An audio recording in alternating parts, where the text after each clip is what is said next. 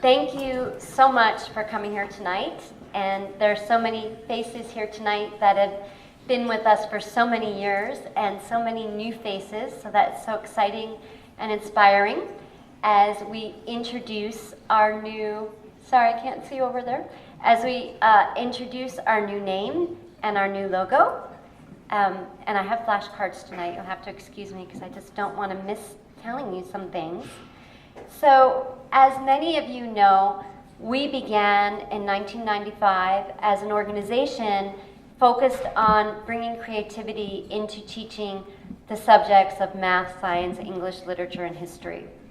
And then we slowly changed over the years, and we ended up in Bosnia-Herzegovina, where we led a program for youth, focused on youth reconciliation for youth that have been children during the war on opposite sides of the war, and that program went on for 10 years. And then we came back a few years ago, and so now we're here, and we're stepping much more into becoming a fully fledged human rights nonprofit organization.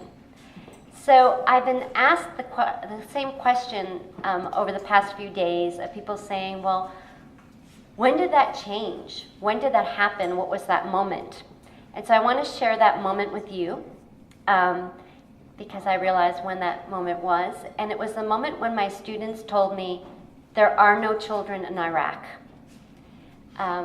They were second graders.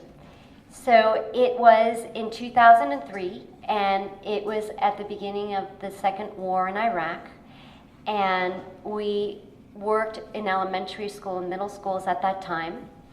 And I had in our second grade program about 30 second graders.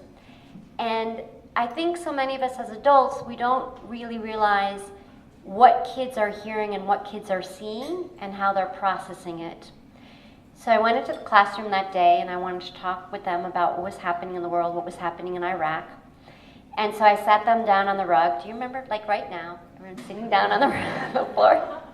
So I sat them down on the rug, and I said to them, tell me, what country are we hearing in the news these days? What do you hear? And they said, oh. And I was like, okay, what do you hear? And they said, Boston. And I said, okay, well, Boston is a city, and it's actually part of the United States of America. But what country have you been hearing about that starts with the letter I? And they all said, Iraq. And then before I even said anything, they went rogue.